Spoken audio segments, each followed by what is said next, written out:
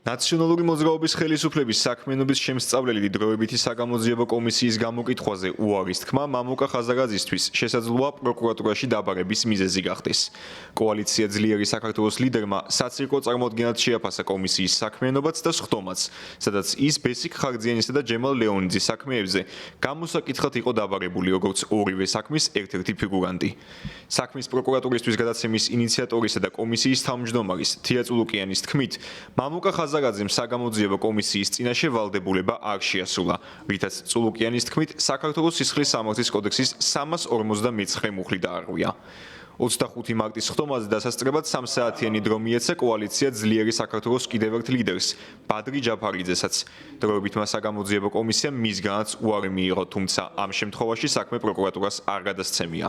დასანანია რომ ბატონი მამუკა ხაზარაძე იმ დიდი უბედურების ფონზე, რასაც გვიამბობდა ბატონი ჯემალ ლეონიძე ამდენი ხნის განმავლობაში ამ ყოველივეს კიდევ მორიგჯერ უკვე სიტყვიერად შეურაცხყოფს და უწოდებს ცირკს და რომ ის მოსვლას არ აპირებს. აქ ნამდვილად არ გვცალია იმდენი რომ ხუმრობით ვიყოთ დაკავებული. არსებობს სისხლის სამართლის კოდექსი საქართველოში, ამ კოდექსს აქვს თავისი სხვადასხვა ნორმა და არის ასეთი მუხლი ნომერი 359. ამ მუხლში წერია რომ კომისიის მოთხოვნის შეუსრულებლობა ისჯება სისხლის სამართლის წესი. ხაზარაძეს და ჯაფარიძეს ძალიან ცუდად აქვს დაცდილი საერთაშორისო სასამართლოებში მონაწილეობა.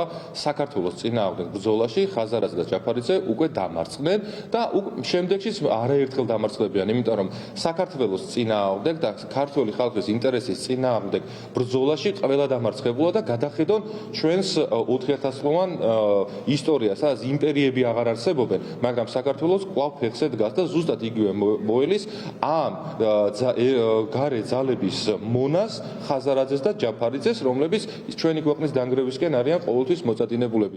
ოპოზიციურ პოლიტიკურ გაერთიანებაში კომისიის ხდომაზე იძულებით დაბარებას ქართული ოცნების მიერ ოპონენტთა დევნად და შურისძიებად აფასებენ. კოალიციის ცენტრალურ ოფისში გამართულ ბრიფინგზე ძლიერმა საქართველოს მმართველ პარტიას რამდენიმე რიტორიკული შეკითხვაც დაუსვა. მაგალითად, რატომ დაიწყო 15 ან 20 წლის წინანდელი საქმეების გამოძიება ქართულმა ოცნებამ მმართველობის მე-13 წლის თავზე.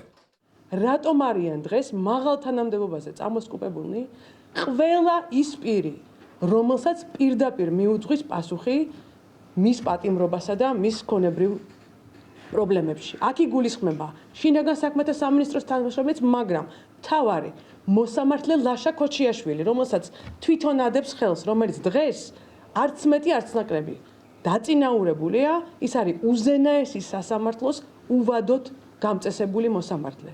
მოსამართლე ლომთათიცე, რომელმაც იგი გაუშვა პატიმრობაში და რომელიც იმის შემდეგ დაწინაურდა და დღეს არის შუარგოლის სააპელაციო სასამართლოს მოსამართლე. თუ რამის გამოძიება უნდათ მართლა ნაციონალურ მოძრაობასთან დაკავშირებით, ბიძინა ივანიშვილი ვაფინანსებდა ნაციონალურ მოძრაობას და ღმერთმა უწყის რამდენი ათეული მილიონი გადაურიცხა 7 ნოემბრის დარბევის შემდეგაც რო აფინანსებდა, ის გამოიძიონ თუ მაგრები არიან. მაგრამ რა თქმა უნდა, აფრის გამოძიებასთან საქმე არა გვაქვს, უნდათ ჩვენში ხედავენ ჩვენს კოალიციაში ძალიან ძლიერ პოლიტიკურ გაერთიანებას, რა მოგვიხერხონ არიციან და აი ახლა ასე გვემუქრებიან, რომ დააპატიმრებენ მამუკა ხაზარაძეს, დააპატიმრებენ ბადრი ჯაფარიძეს. ძლიერი საქართველოს პოზიციას იზიარებენ სხვა ოპოზიციური გაერთიანებებიც. მათი ნაწილი მიიჩნევს, რომ თუ კი ქართულ ოცნებას მართლაც სურს გამოიძიოს ყოფილი ხელისუფლების მიერ დაზარალებულთა საქმეები, მაშინ ის პირებიც უნდა გამოკითხოს, ვინც მაღალ თანამდებობებს ნაციონალური მოძრაობის მმართველობის დროსაც იკავებდა და ახლაც.